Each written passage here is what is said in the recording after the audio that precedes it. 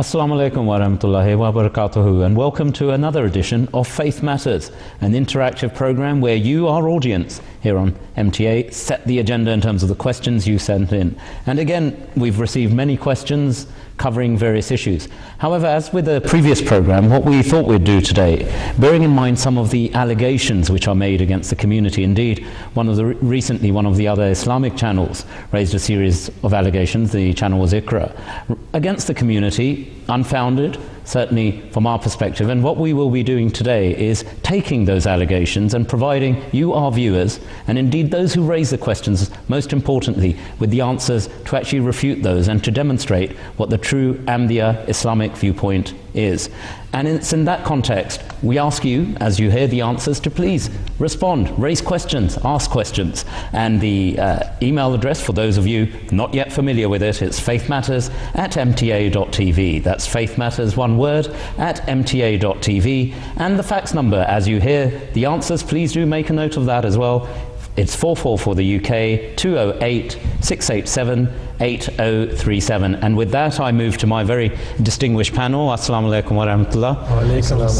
If I could just, for the viewers' benefit, introduce each of the personalities that are here with me today. First of all, Munir Oda Sahib. He is actually the head of productions of programs here at MTA. He's also in charge of Arab affairs and Arabic matters on the desk here. Assalamu alaikum, Munir. Wa alaikum assalam. Azhar Hanif Saab, welcome. It's a delight to have you here all the way from the United States. Pleasure. Azhar Hanif Saab is one of our regional missionaries in the US, looking after the South and Midwest region. Yes.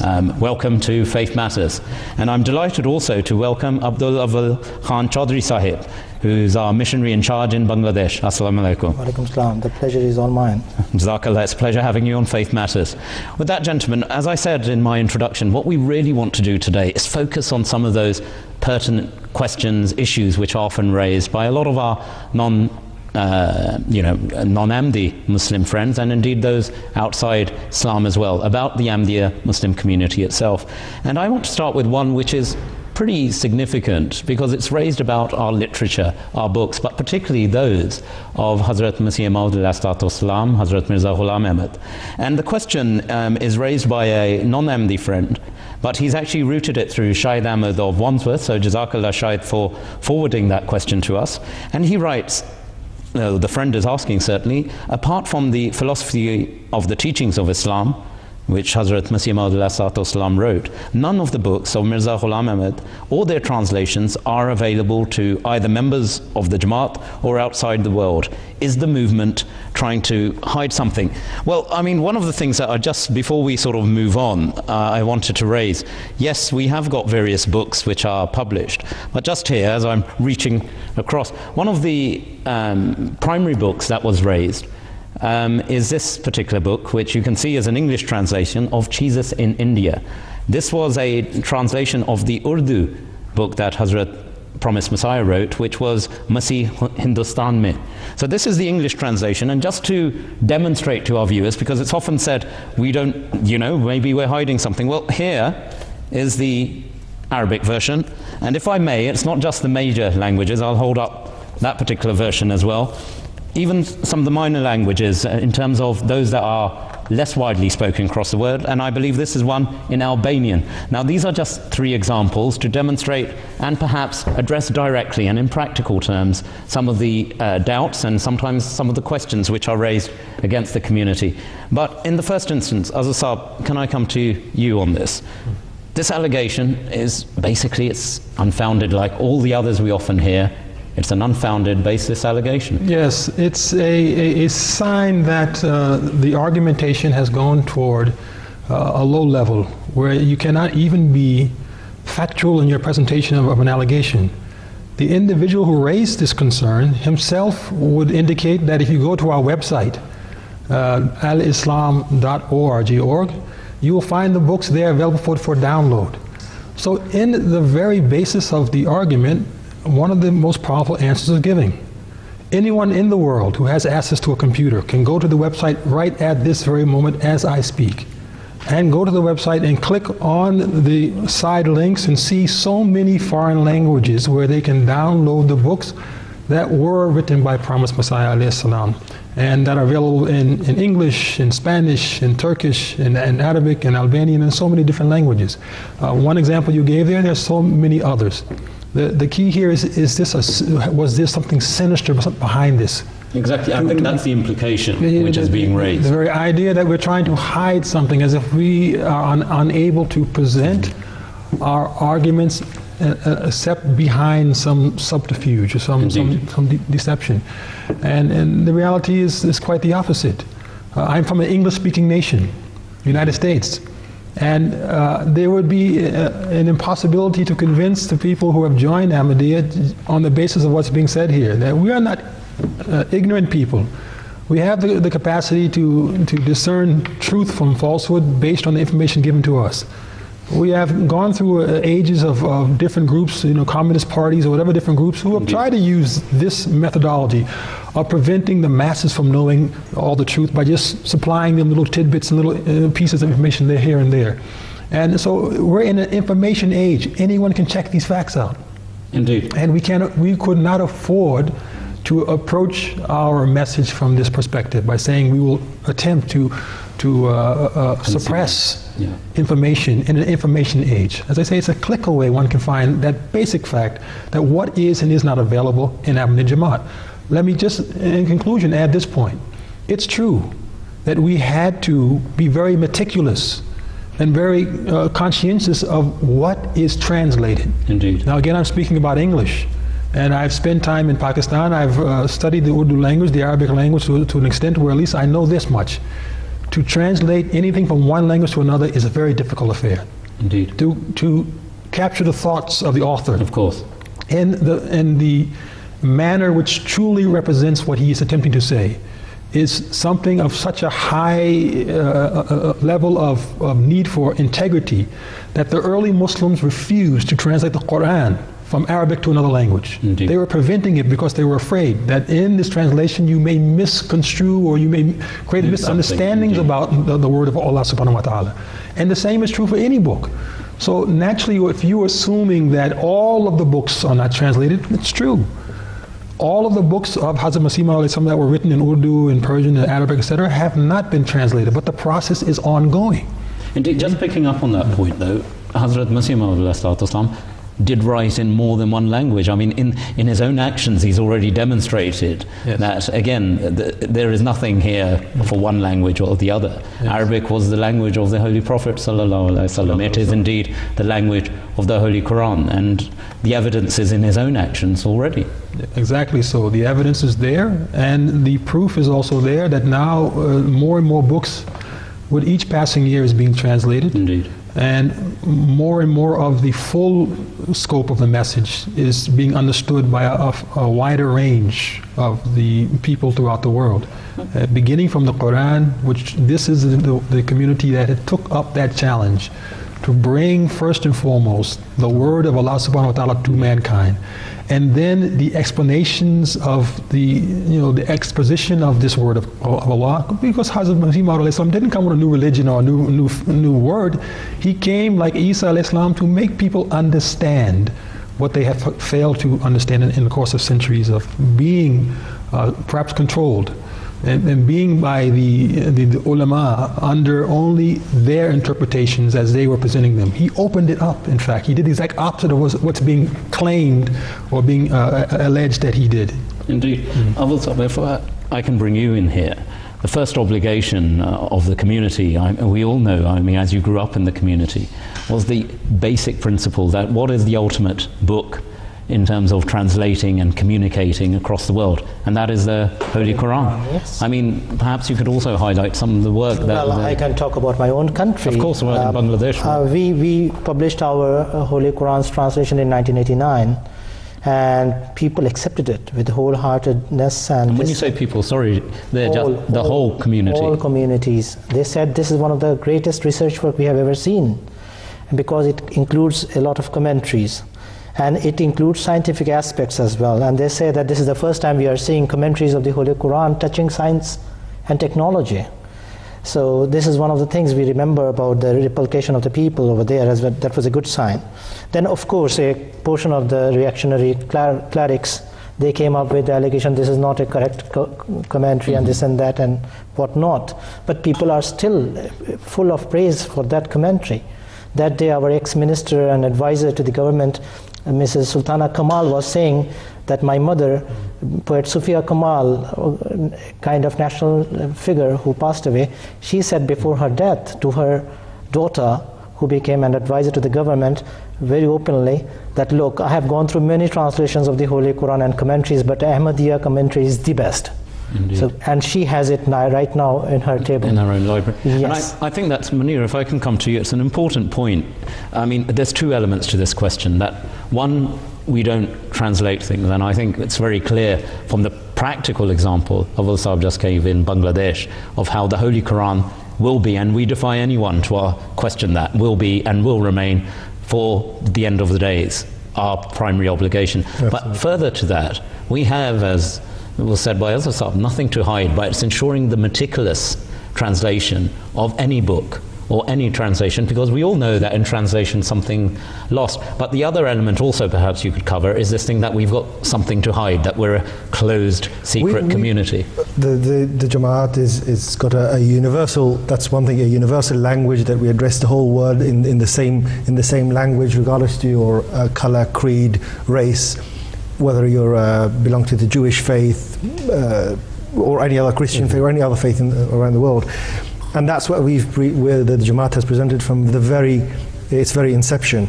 And the work of publication was performed by the Prophet ﷺ from day number one, publicizing his books. He's written books not only in his own language, but also in Arabic. Indeed. And other languages as well, Persian. And the work of translation, as we see in the Holy Quran to be the first message and the most important message to carry to all other nations, the Jamaat has worked on that for many, many decades. And it's worth mentioning that the Jamaat at many levels, especially in the Arab world, used to be criticized and for the translation work that we used to do for the Holy Quran. They used to say, no, the Quran is in Arabic and cannot be translated. Yeah. We were one of the pioneers who took on that job. Yeah. And it isn't an easy job to do. It's the word of God. And referring to the books of the Prophet ﷺ, especially the Arabic ones I can refer to from a personal experience, they are probably for someone to write a book, it's not a big problem, but to translate and carry on the message, carry on the beauty of the writing and the deep meanings are written by the author. It isn't an easy task, and the Prophet's language in Arabic is absolutely beautiful, and we find difficulty in translating into other languages and carry the same beauty. I can see you smiling there on that final. This individual, I'm smiling because I've seen him for years do this very act of taking these translations from English and putting them into the Arabic language. Indeed. And he's talking from experience that what it means to try to capture the language. So of course this is the struggle which we've always faced, and it is nothing to do with an ulterior motive to hide.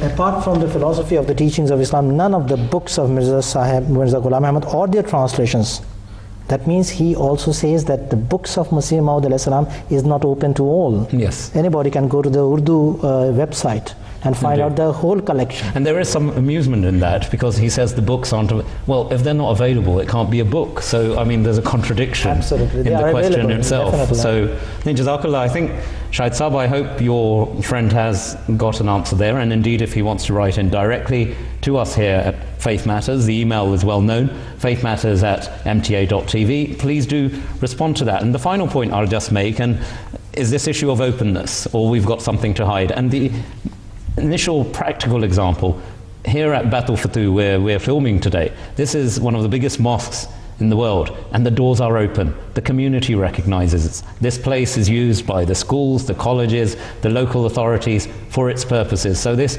allegation, in terms of the practical example of the community, and this is just one here in the UK, across the world can be answered at a stroke. Jazakallah for your very detailed and practical responses there. If I could move on, and as I said, we're focusing today on specific allegations which are raised against the community. Now, this is one which is heard quite often. It's sometimes done in a murmuring way or in a whispering way, and other times it's quite blatant. And it's about how do we go about financing ourselves as a community. And again, it's been sent through a friend in Southall. And the question, the first of these is, members of the Ahmadiyya community, the Ahmadiyya movement, have to pay a lot of money in terms of donations to the movement. They, as part of this movement, i.e. the Ahmadiyya movement, have to do voluntary work as well. There's a slight contradiction there. I mean, if you do voluntary work, surely you do it voluntarily, but we'll come back to that.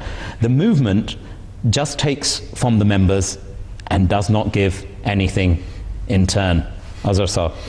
MashaAllah, in the days of the Holy Prophet Muhammad if you read the accounts of his companions, one which is well known amongst the Muslims, that this happened often, and it is something to inspire us, that the Holy Prophet Muhammad sometimes would ask the people to bring things to the masjid to give for charity or for certain causes.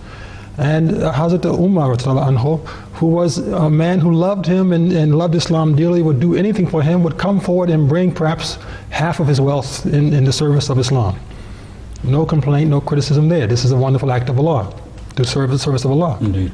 However, he would find later on that Hazrat Abu Bakr would always surpass him in this, and he began to feel as if, how can I ever outstrip this man in this particular form of service to humanity or service to Islam, as was the appeal of Holy Prophet Muhammad. Now mind you, this wasn't asking for zakat, this wasn't asking for a particular sadaqat, this was asking for appeal to finance or to assist in a certain cause. And it was just on that point, over and above what the basic obligations what of was a Muslim the obligation.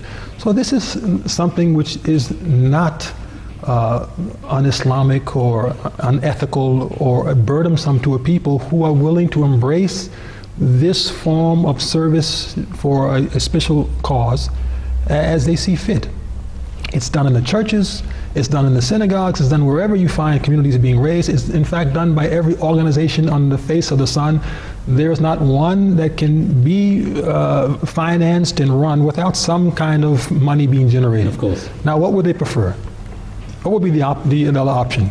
That we go to some powerful nation and say, give us the money? They would definitely have an argument to that. But they do sometimes allege that, don't they? They say, yes. That is a different case. We'll come to that in a moment. Yes. But just on that point, to be clear, all the donations of that the Jamaat in terms of Chanda, there's others for Tariqa Jadid, Waqf Jadid, through mentioned but two. These are all made not as a substitute, not as an alternative, but in addition to the basic obligations of any Muslim. In addition to the basic obligations, we believe in every fundamental command of Quran. When Quran says to pray, we must pray. When Quran says to give the zakah, we must give the zakah. If Quran says any command, we are following those commands. But in addition to that, for this organization to meet its needs, such as building this mosque, to run this studio, do all the things we're doing, printing Quran, so many works we're doing, it is above and beyond, which is a sign of a true believer. To not just fulfill the basics, but to go to the nafil. If you just say your 5 prayers, alhamdulillah, you're a good Muslim. But if you say the nafil of tahajjud, now you are a better Muslim. Indeed. So we are doing what is nafil in this terms of Islam. We're doing the additional from our hearts, without any compulsion. It doesn't mean that you could not be a member of this community and pay below the rates that sometimes are mentioned, as if this is a fixed standard tax. I've heard this word, you are taxed. No, it's not a tax. It is something you have committed yourself to. You have voluntarily agreed that I will support this heart and soul. And the Quran says, "Jahidu fi sabilillahi bi amwalikum wa anfusikum." You should strive in Allah's way with your person and with your wealth. Both things are mentioned. It is a command of Quran. So it's a basic Islamic injunction. I mean, it's for Muslim. Also, we touched on that very briefly, but perhaps you can pick up on this side allegation I would like about to state thank funding. the questioner, Zulfikar Ali Saif from Southall, London. He is actually helping us in cleaning one allegation which is made against the community regularly, specifically in the Eastern world where you have poverty all around. They say that Ahmadiyya community is financed by the British. or the Americans or the Jews, whatever they want Indeed. to say. Yeah. So this question itself clears us from all those allegations, while he says members of the Ahmadiyya movement have to pay a lot of money in terms of donations to the movement. So it is a self-financed movement. Indeed. The complaint is whether it is utilized properly or not. Number one, the members are not complaining. They are happily paying their contributions and chandas, whatever Allah is giving them, and they are trying to serve Islam with all heart and mind. But the person who doesn't have the ability to continue with this virtue, he is of course ready to complain that this is too much, I cannot stay with the Jamaat and things like that can't come up. But no Ahmadi complains. And surprisingly, this is a world very unique to the people. Over here, the greatest punishment is you are not allowed to pay contribution for the sake of Islam. Indeed. When Khalifa stops anyone from paying chanda, that is the greatest punishment. One can imagine the community. Look at this community. Indeed. So it's in effect saying that because the Khalifa of the time is expressing displeasure, yes, that displeasure is expressed in the fact that you will no longer be able to partake of this financial sacrifice. Yes. And I think one other point, if you could just clarify, which is often raised, yes, the community members themselves aren't complaining, but sometimes we're living in hard economic times where people's circumstances change, economic conditions change. Is there dispensation within the community for any rates, etc.? That's a question which is raised. Never in the history of the community there has been any complaint on this matter. This is pure love of God, which is shown through the sacrifices made by the members. Whether recession or no recession, Jamaat has got no problem financially, because it is the love of Allah you nurture in your inside, in your heart, which makes you always ready to serve and make sacrifices. And one thing, I was remembering that there is a verse in the Holy Quran very categorically mentioning the same allegation against Hadhrat Muhammad Mustafa sallallahu alaihi wasallam in dispensing the chandas and the alms collected during that time. I think it is in Surah Tawbah, it is mentioned. I think it's appropriate because, as Manu's looking at, I think it's important to say that, one of the things, and is that what we within the Ahmadiyya Muslim community present is the true essence of Islam. This isn't changing anything, it's rekindling that same spirit of the time of the Holy Prophet. Absolutely, absolutely. There are so many examples we can show, but the time doesn't allow us. People came running and said, Huzur, I want to give 100% of my wealth to Islam, to serve religion. Huzur said, no, start with 1/10. He said, no, it's small, I want to do more. Huzur said 1/9, and he stopped at 1/3 and said, Wasulusu kabir. 1/3 is a very big chunk you are going to offer. Indeed. Munir Sahab, the particular verse of the Holy Quran. Surah At-Tawbah, verse 58. أعوذ بالله من الشيطان الرجيم بسم الله الرحمن الرحيم ومنهم من يلمزك في الصدقات فإن أعطوا منها رضوا وإن لم يعطوا منها إذا هم يسخطون. And among them are those who find fault with thee with respect to the division of alms. If they are given thereof, they are pleased, but if they are not given thereof, behold, they are indignant. So this allegation is 1400 years old. So, and I think there's no better way to finish that particular answer than the words of Allah Almighty ourselves. But Munir, if I could sort of pick up on a related question which Zulfikar's raised through one of his non-Ahmadi friends, is continuing on this finance theme. He writes that he's been asked, in order to gain converts, the movement, and I'm repeating the question here, the movement bribes innocent people by giving them monetary gains. Social security benefit fraud is going on, and they use the asylum laws to their benefit as well. I mean, these are sort of picking out any perceived element, how the community can actually sit down with the government and actually work out how social security benefit defies me, but perhaps you'd like to comment on this. Well, I'd say, why don't you come and ask any of our converts and to see whether they've gained any monetary rewards from the Jamaat. And why don't you become a convert? Why don't you become a convert yourself and leave thereafter? There's no conditions. We don't hold people. It's وَمَنْ شَاءَ فَلْيُؤْمِنْ وَمَنْ شَاءَ فَلْيَكْفُرْ. Whoever wants to believe can believe. Easy money. And it's an easy way of making it. These allegations have been raised, but even a small somebody with a common sense would understand that this is not neither feasible for a community which is self-funded by the money of the poor, also people of the world who dedicate and could donate their money for the cause they've dedicated themselves to. But this has been raised even in the Arab world to one of the police chiefs in one of the Arab countries, putting allegations against some of the local Ahmadis, saying that these guys get tens of thousands of pounds per head in the Arab world. And the chief himself said, well, that's absurd, it can't be right. And they insisted, some of these mullahs, and he said, well, if that's the case, just tell me who can I contact from the Ahmadiyya community so I can convert all my staff into this. It's an easy money for the country. Wow, that was it's to join the Ahmadiyya Muslim community, you don't earn a penny.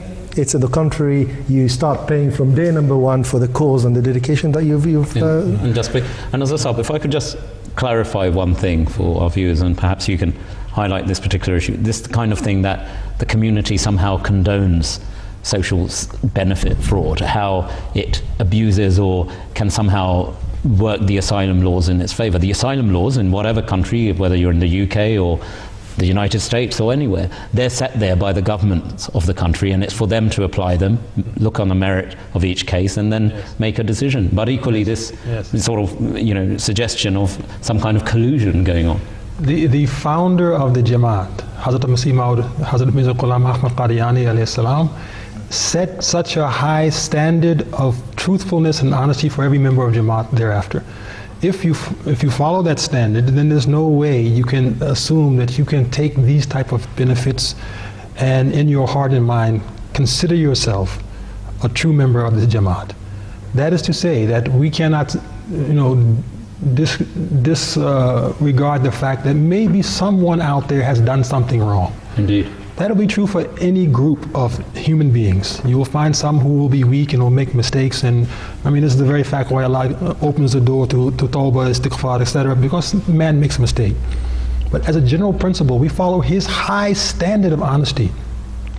This was a man who went into the court of law and had to argue a case that a letter that was being sent, a book that was being sent contained a letter inside the package.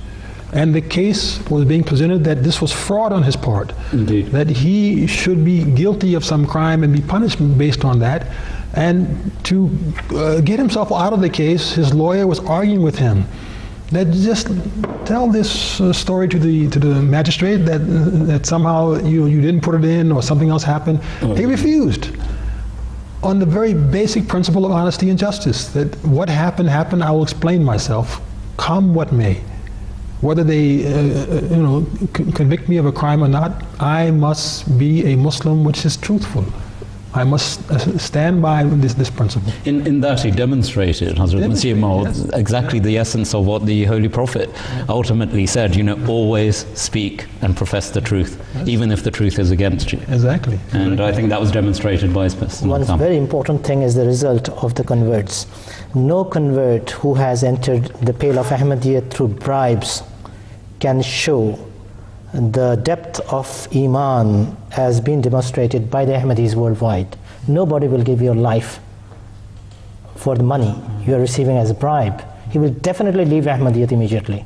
But with the constant threat on your head that you have to pay the price of your faith in Pakistan, in Bangladesh, in Indonesia, in other countries, they're constantly being threatened that you have to pay the price through your nose that you are an Ahmadi. And he says, Alhamdulillah, I've accepted and embraced Ahmadiyyat because of Allah and the love of Prophet Hazrat Muhammad sallallahu alaihi wasallam, come what may.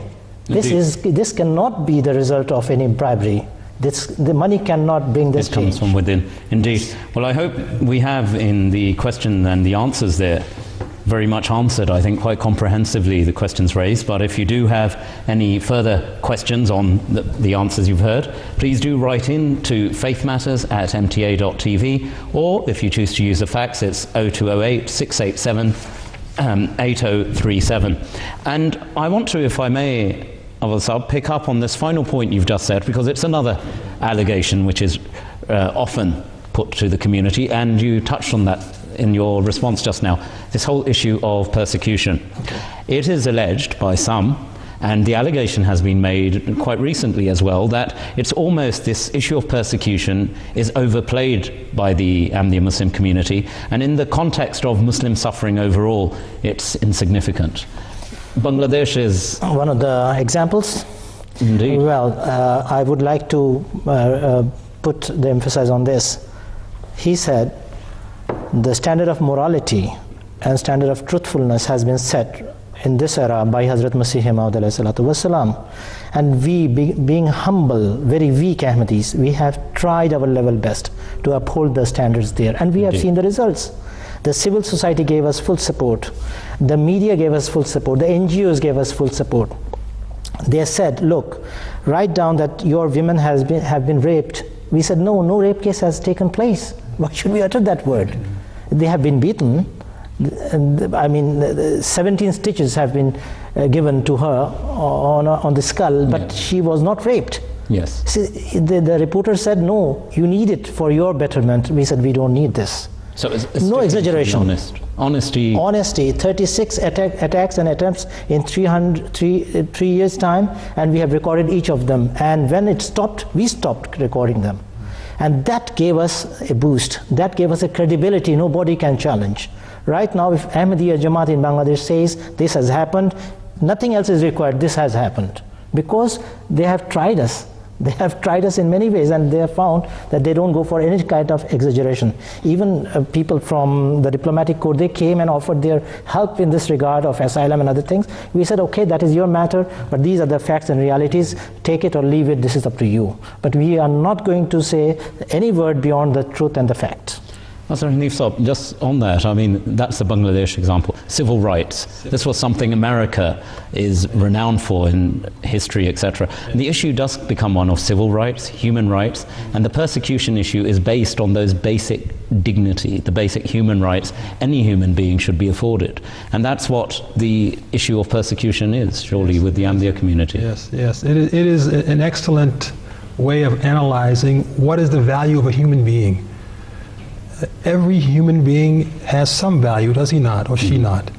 It doesn't mean that 1 million have to die before you say, now I must take up a cause. Yes. Now I must see that here is an injustice taking place. These people are being denied their basic rights, and they deserve our attention in the world. I've sat in conferences on freedom of religious affairs in the US, talking about Bangladesh, Pakistan, and other places, Iraq, not just on the issue of the Ahmadis, but on Christians, on other faith groups that they are being denied. But the numbers will not be in their favor, so the public doesn't give them attention. There have not been enough, deaths and murders and the burning of homes and destruction of property for the world to say, oh yes, now like Bosnia. Now we should. How many Bosnians had to die before the world took action? This cannot be the principle of a Muslim. The Quran has principles that we all follow. One of them is mentioned in Surah Al-Baqarah, which I found quite intriguing in relation to this. It referred to the early era of Islam, and is talking about the time we should fight against those who were attempting to wipe out the Muslim community. What was the number we're referring to in the early part of Islam? They were just a handful of people were referring. In those early years of Mecca, the Holy Prophet Muhammad didn't have thousands of followers, right? It was a small number. A small number. He came back with 10,000, but he didn't leave Mecca with 10,000. He left Mecca with one companion, and along the way Allah is giving him messages, but when he reaches Medina, he's also given a message to fight back. And why? He says that وَالْفِتْنَةَ أَشَدَّ مِنَ الْقَتْلِ, because persecution is worse than killing. To take a human life is one thing, but look of the struggle they had to endure for 13 years in Mecca. Indeed. It wasn't so much the loss of life, it was the environment that was created where they couldn't practice their faith. So it's subjected to such torture and such persecution. And as I've said, myself, I've had the experience of living in Pakistan, going through the experience of seeing a government put restrictions on a person's faith. And in some quarters I've mentioned that. Can you imagine the United Kingdom putting restrictions down on Muslims that you can't practice your faith? How they would feel, how they would react? Not killing them, just saying you cannot practice your faith, how they would feel. Indeed, it's somewhat ironic. The indignity to this. Yeah.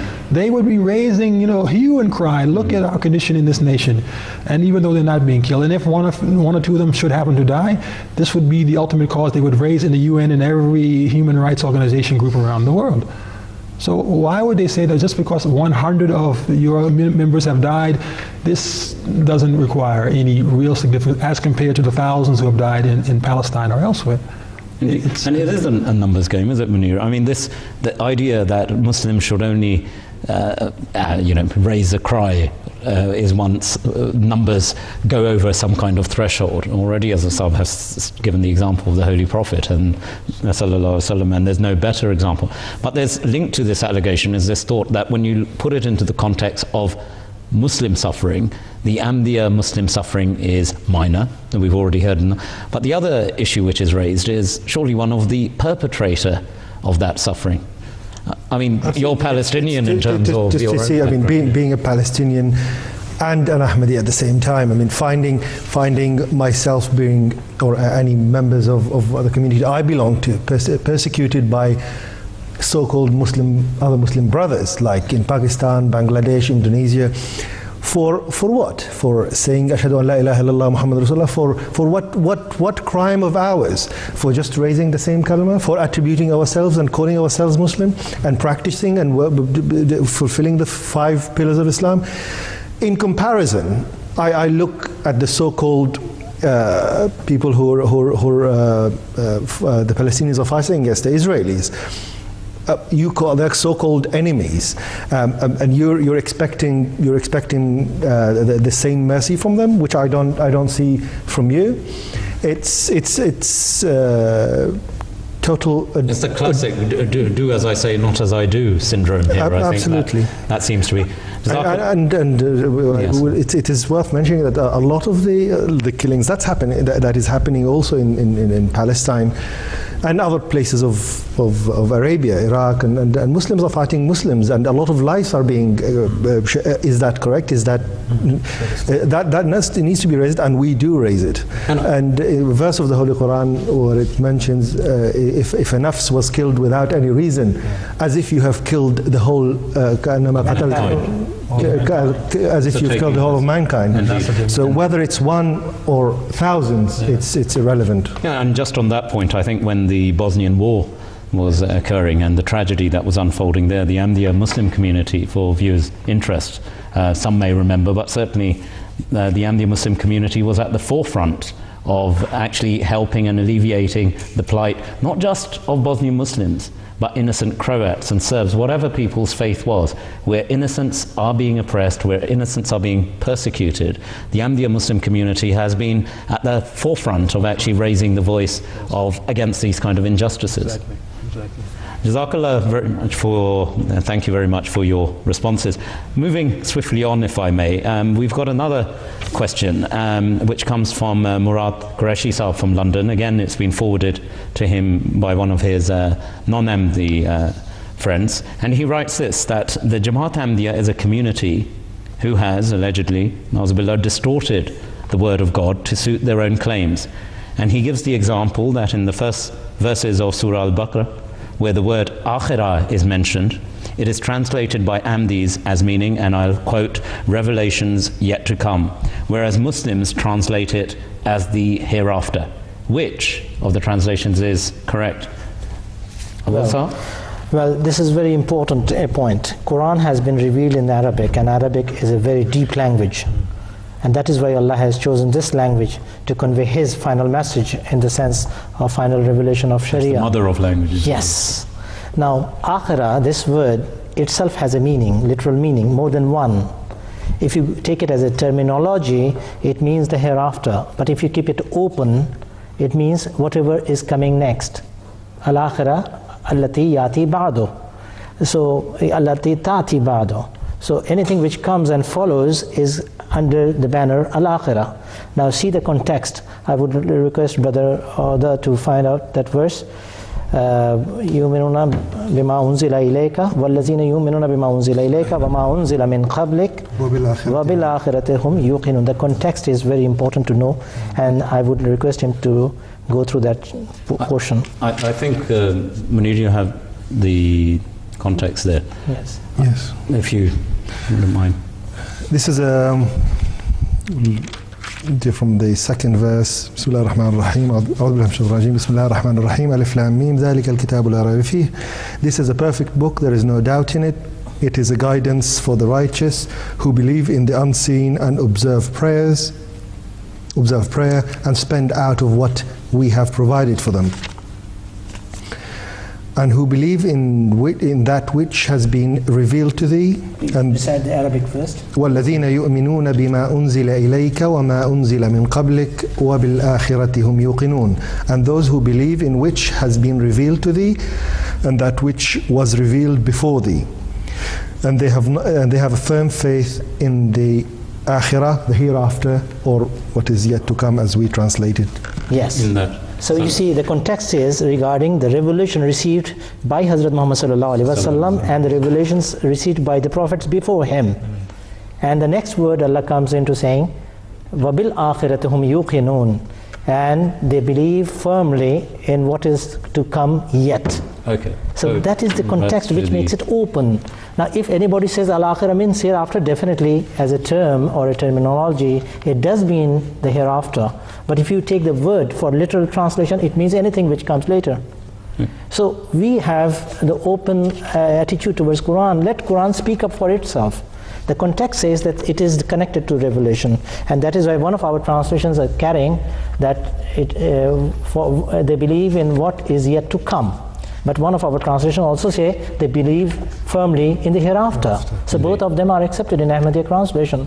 And I think that's the beauty of the Holy Quran, Zasab, isn't it? Yes. People try and put these sort of literal things to something which is so deep, so profound. Yes. Now, even these other Muslim scholars, they accept that the deepness and the depth of knowledge contained within the words of Allah Almighty, yes, they forever will be, further pearls of wisdom will be found. I mean, earlier Vasab talked about the scientific element of the Bangladeshi translation. I mean, that again demonstrates it's not changing, it's not showing opening, but it's demonstrating that mankind, and through Hazrat Masih Maud, who we believe to have brought the renaissance of Islam, the same beautiful Islam that the Holy Prophet ﷺ presented, yes, this is opening up doors of the actual essence of the Holy Quran. Exactly, because I've heard this contention quite often, and I'm sure anyone who has discussed Islam with a non-Muslim have heard that, you make a powerful claim.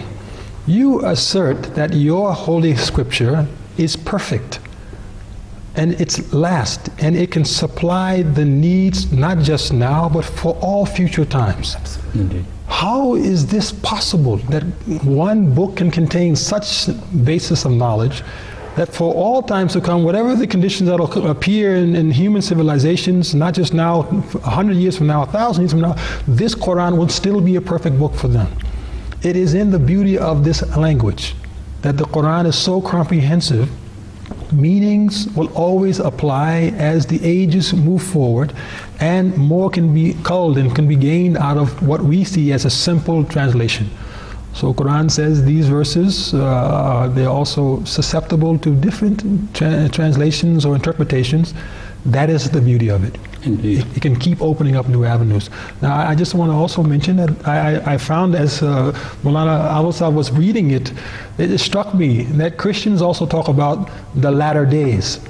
The very idea that latter days is a concept that we all talk about. Indeed. And it's not referring to the hereafter. It's referring to a period on this when someone will appear with a new revelation from Allah and say, I am now the one appointed by Allah. How would he be appointed?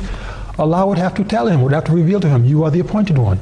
So how would that happen? How would that happen? It would happen in the Akhira, and Quran mentions the same thing. The word Akhirin, as mentioned in Surah Al-Jumu'ah, is referring to this latter day period. And this very word, it should strike the chord of everyone who knows religion, whether you're Jewish or Christian or Muslim or other faiths. This Quran begins with a promise that a prophet appeared before you, a prophet is appearing to you, Prophet Muhammad ﷺ, and a prophet will appear after him in the Akhir, in the latter time. and he will be revealed some understanding that will, guide man as the other books have guided man. This is I found very striking as I listened to him. Well, again, I think very profound. One final point, Munir, and I come to you as an Arab in this sense, that one of the side allegations which is made against the Jamaat is this issue that your Quran is different, that you've changed the Arabic, etc. Just for our viewers and for those who make these allegations, absolutely clear from an Arabic perspective, whilst translations we have accepted, the Arabic, we always say, come pick up any Holy Quran the community has published, and there's comparison to any from the original scripture. Thanks to the new media, we should say this is an allegation which was, and still in some areas of the Arab world, being raised that we have a different Quran. But now it's quite clear because of our TV stations, our publications, our tafsir, our books that are published in the Arab world. It's quite evident we have exactly the same Quran that any other Muslim has in his hand anywhere in the world, and it is important to the words or the language, the Arabic language, is such a beautiful language. It has, every word has a basic meaning, which we took here, the word al-Akhira. And those people were trying to restrict it, and we believe that the Quran has many meanings.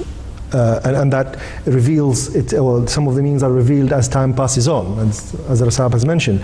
And these people who would like to translate this word, the hereafter, and that's it, they're restricting the Quran being seen in any other butun and facets. It is worth to mention that the word Akhira itself, naturally on its own, means, as you can check in the Arabic lexicons in Al-Aqrab, that it means the event that is to come or whatever is coming later. Can you read that portion? Yes, Al-Akhira from says Mudhakkaruha, the masculine of it is Akhir. The opposite of this word Akhira, Al-Aqrab, which the opposite of it is the first, or that comes first, and the meaning of it is whatever is to come, al-qadiba aw al-waqi'a fima ba'd, or whatever is going to happen in the future. That's the basic meaning of this word. But in Arabic, once something it's mentioned in a context, it can carry other meanings as well. Yes. Jazakallah again to all of you for a very comprehensive answer there, and I hope again, if there's questions which arise for them, please do email in.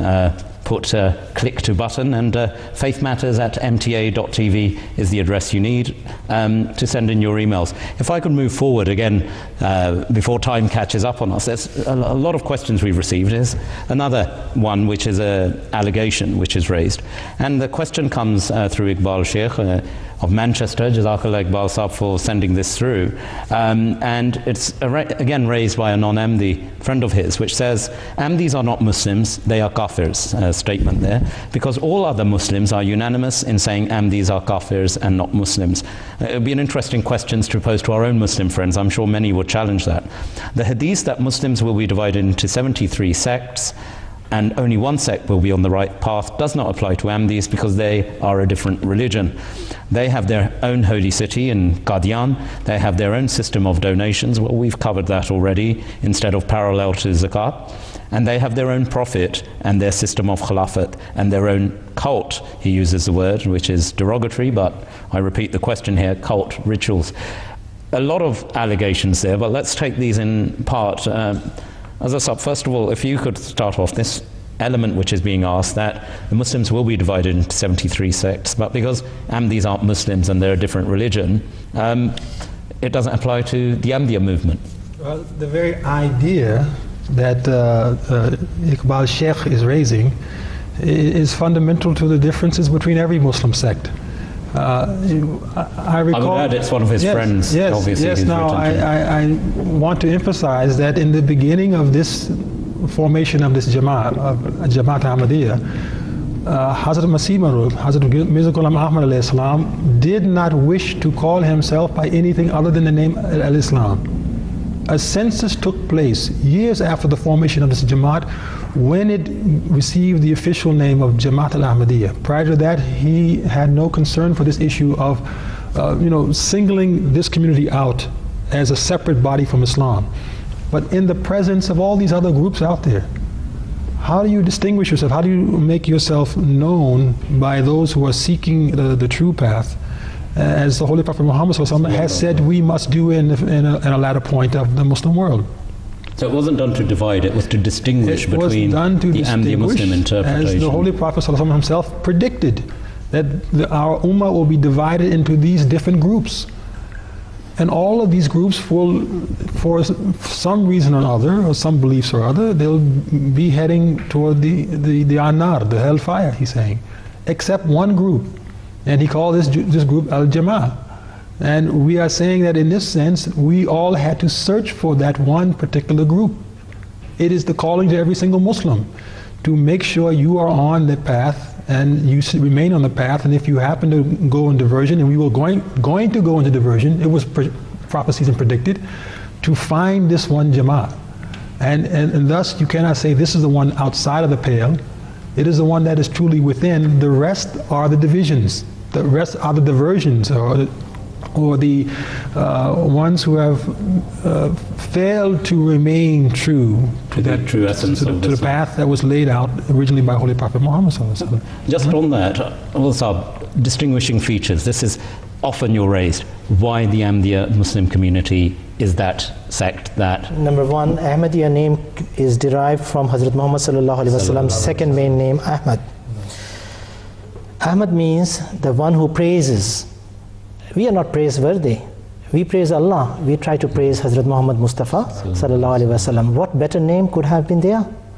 The distinction is required because there are so many kinds of Islam in the market. They are selling Islam in the name of atom bombs. They are selling Islam in the name of having Kalashnikov A47. They are selling Islam with the name of having jihad all around, cutting throats of each other, at least having suicide bombers ready. Well, we have to say that we are not that kind of Muslims. We are the Muslims of Hazrat Muhammad sallallahu alaihi wasallam's type. So we have to brand ourselves. As Ahl Hadith sect is having the name Ahmadiyya, so Ahmadiyya name was the best chosen by Hazrat Mirza Ghulam Ahmad Qadiani in 1900, as he has correctly mentioned. Another aspect of this Iqbal Sheikh Sahib's friend, who is saying the hadith which is mentioned in Tirmizi Kitabul Iman doesn't refer to Ahmadiyya sect at all because they are out of the pale of Islam. No. Okay, let's come to it. Let's take it logically. Yeah. Pakistan government's parliament decided that we are not Muslims according to their law, right? That was decided on 7th of September 1974. What was our status on the 6th September 1974? Indeed. We were Muslims. Of course. Ask the people over there, if we were Muslims, that was the reason they had to decide us against us as not Muslims. Otherwise there is no point in deciding that. And if we were not Muslims on 6th, what was the whole hue and cry about declaring us non-Muslims? We are automatically they are non-Muslims. Yeah. The very decision against us and declaration by the Pakistan Parliament on 7th of September 1974 declares Ahmadis as pure Muslims 1 second before that declaration. And we were definitely inside the pale of Islam according to their own idea. Otherwise they would not have taken such a drastic decision or announcement they would not have made. Now why this is pinching? Because this is the categorical proof of the truth of Ahmadiyya community. This is the verdict given by Hazrat Muhammad sallallahu alaihi wasallam. In the latter days there will be 73 sects and one will be on the correct track and the rest 72 will be hellbound according to the version he just narrated. Now this is such a sharp-edged knife against them. They cannot bear it. And the irony, as we mentioned also in some other programs, that the Muslim Ummah with such a conclusive ijma', as they call it, agreement, could not agree on something so definite as far as much as they agreed on against the Ahmadiyya Muslim community.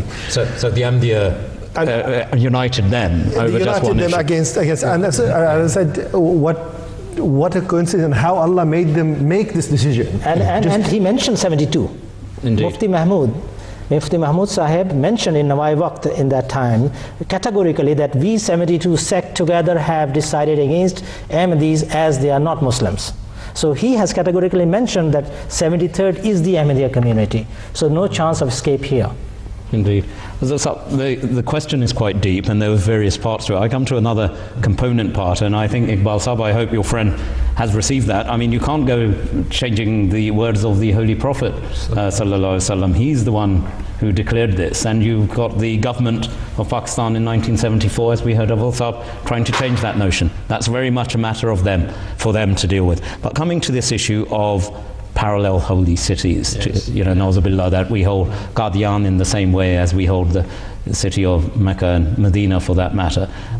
This is again one of those nonsensical allegations against us, but demonstrably it's been something that has been aired time and time again, as I said. It is something which is nonsensical and from the perspective that who would not love their father's home?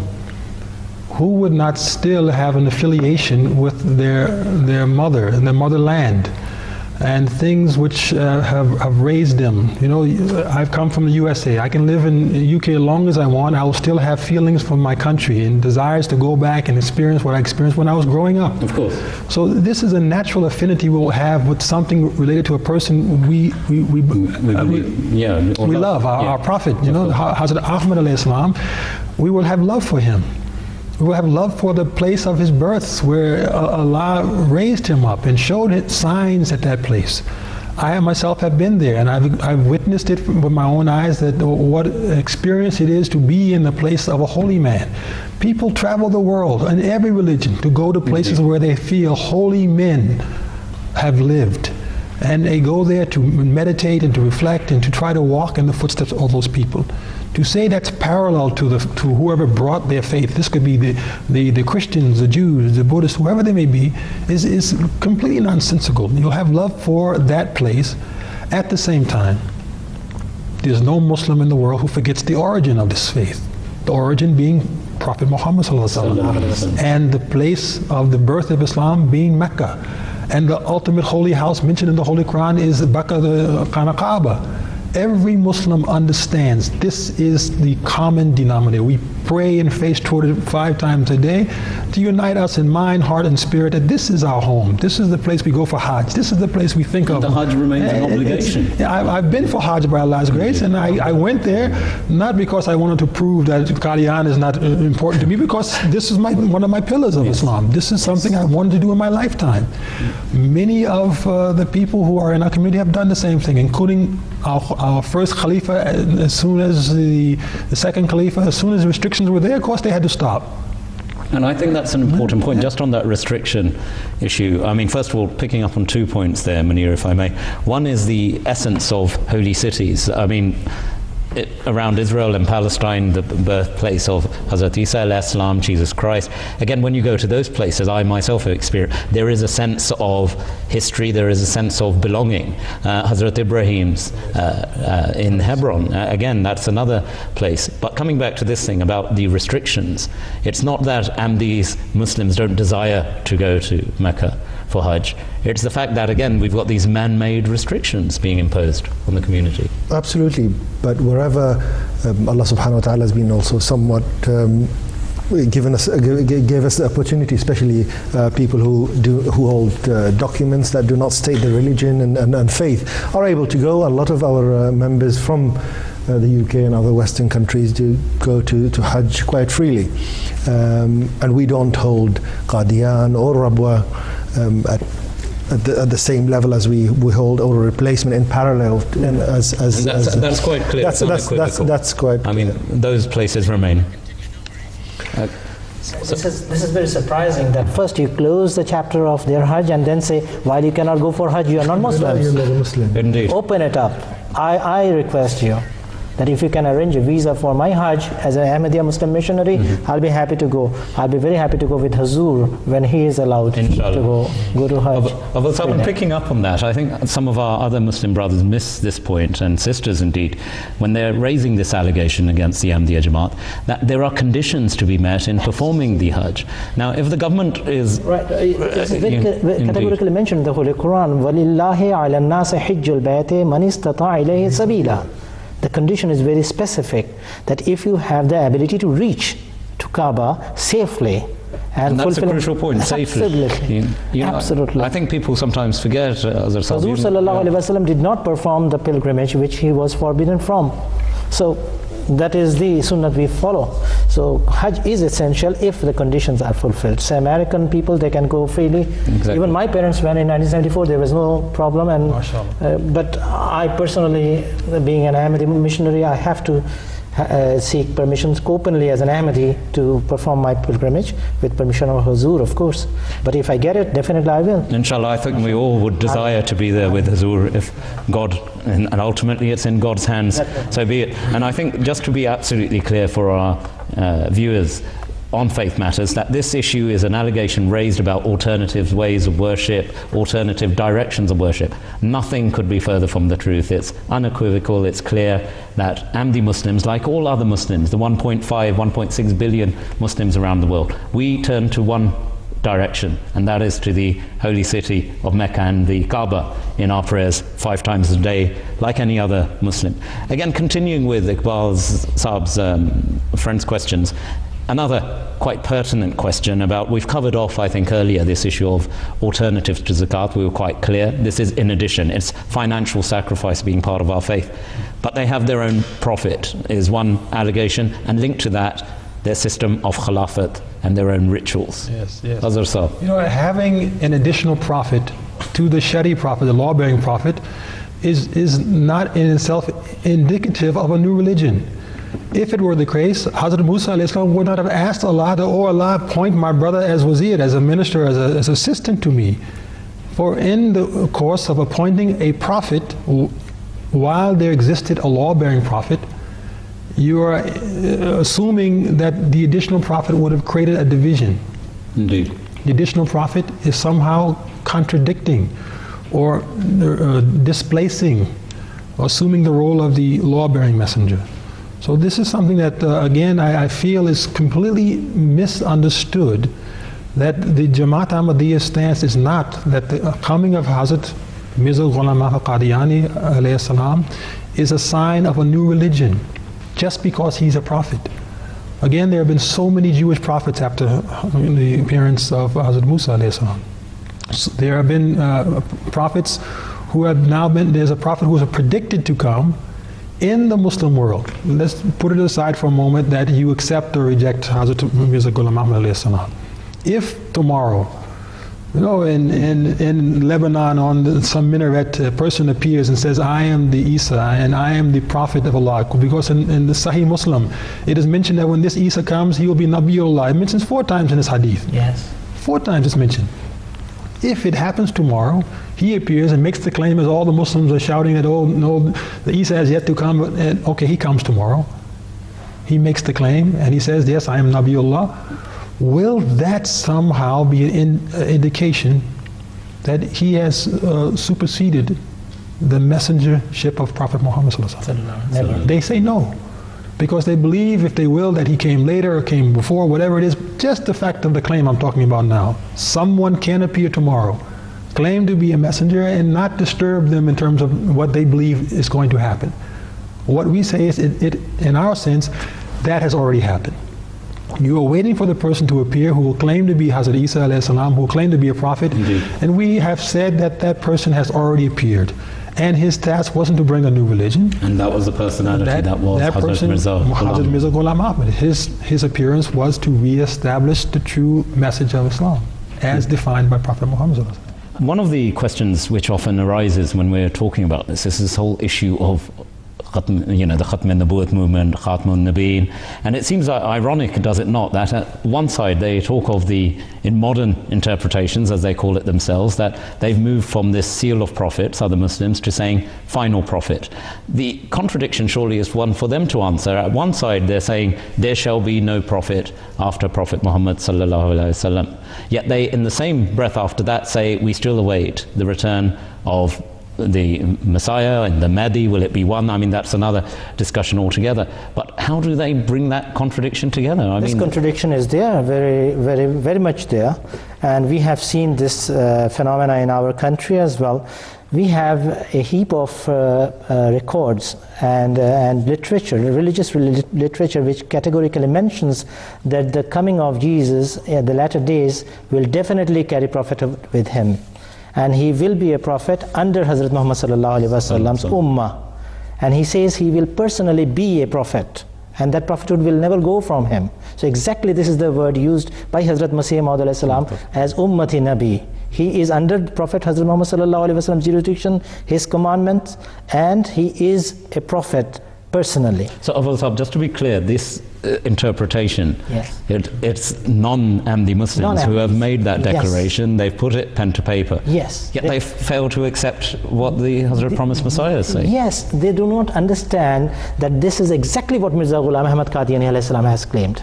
So because this is something which needs a lot of time to carry on, but let me be precise on this.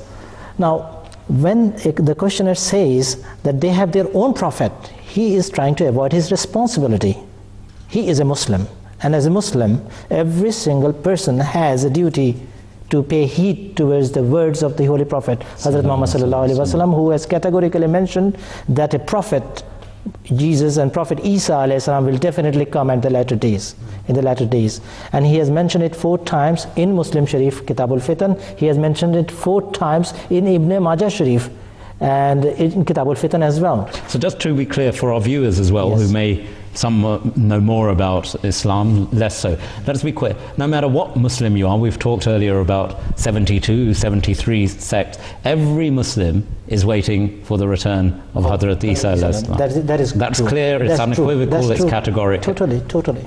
That's the tragic side of this matter. We have believed in what they are believing in already, but we are Kafirs and they remain Muslims. Yes. This is something that the 4th Khalifa rahimahullah has mentioned. It's we believe in Khatamun Nabiyyin like all other Muslims do.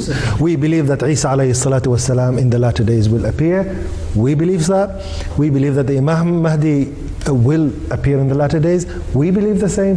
The only difference is in the identity of that person. We believe that the Ummah or the Holy Prophet sallallahu alaihi wasallam and his message and his Ummah is able to produce such a person in the same image and the characters of Hazrat Isa alayhi wasallam, while they say no, we need to go and borrow another prophet from Bani Israel and bring him to the Muslim Ummah. And to what? I mean, we're talking about contradictions. Once he is here, and let's even assume he does appear as Isa of Ibn Maryam of 2,000 years ago, we have so many verses of the Holy Quran that they will have to cease to be true. وَنَبِيًّا إِلَىٰ بَنِي إِسْرَائِيل and all وَلِسُونَ إِلَىٰ بَنِي إِسْرَائِيل. Where, as a Muslim, what would I address Isa alayhi salam to in that sense? I said, hold on a second, I've got a verse here says it that you are a prophet to the people Bani Israel. I don't belong to Bani Israel, so please go to them.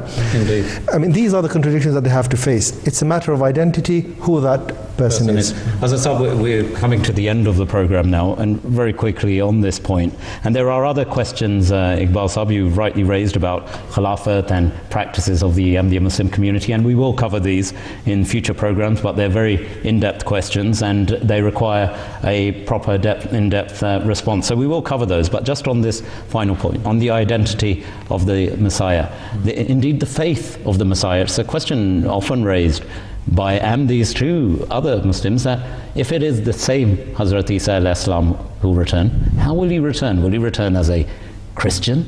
Because remember, Hazrat Isa alayhi salam, even in the Bible says, I come unto complete the law of Moses. Will he come as a Jew or will he come as a Muslim? And for that, normally there's a pretty blank look.